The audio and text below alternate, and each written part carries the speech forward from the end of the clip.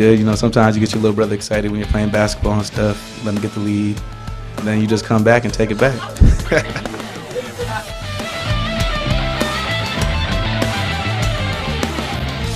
And welcome back to Bitter Rivals with Ted and Tom. Hey, Tom, I have something I want to share being at the stadium this past Saturday for the Minnesota game. As an alumni, I was embarrassed by the lack of showing of the students in the student section. Not only could they not fill in their area in the lower bowl, their area carved out in the upper stands was empty, literally empty. And there's no reason for it. I mean, Michigan State at the very least should have a ticket exchange program that the students can at least give it to some needy other student that wants to go to the game. Right. Well, I couldn't agree with you more, Ted. I have personal testimony on my own daughter, Kelsey, who's at the Michigan State game, frustrated with the fact that all her friends, they want to leave in the second quarter. And it's like, are all the co-eds not interested in college football at Michigan State? This is where the University of Michigan blows away Sparty when it comes to student involvement. Granted, they do show up maybe 20 minutes late, but they're there 25,000 strong in the corner of the end zone. It fills it out, which blows away the accountability that Michigan State does in terms of the students. There's no comparison. Michigan State, from a student standpoint, is not a football school. Only the big games. They're spending too much time, obviously, drinking on Friday. They're probably hungover. That's why they're not showing up.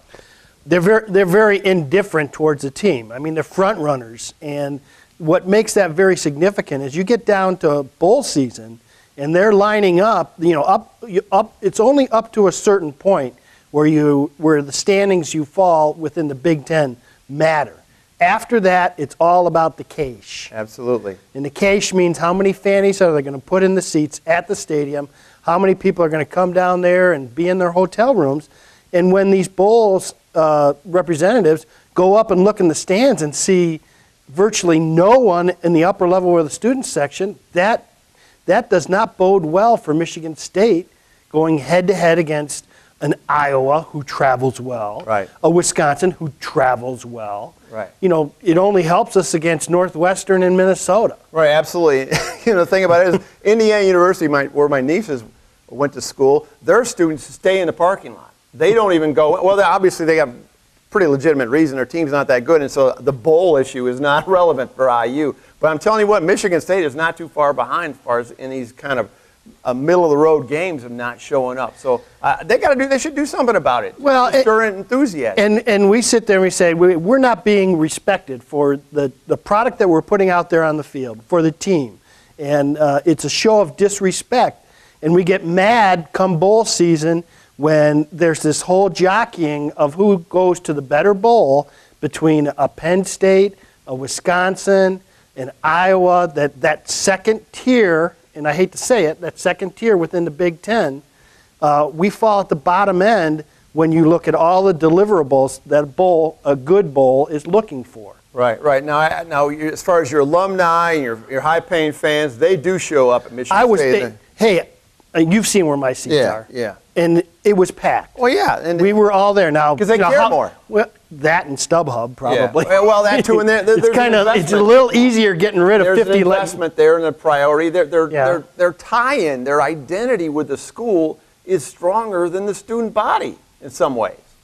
Yeah. Now I want to segue, if we could, to another topic, and this is just, again, this grinds my gears. This is this week's poll by Jerry Palm of CBS Sports. Right. He has the University of Michigan representing the Big Ten in the Fiesta Bowl. He has 2 Big Ten representatives in the BCS.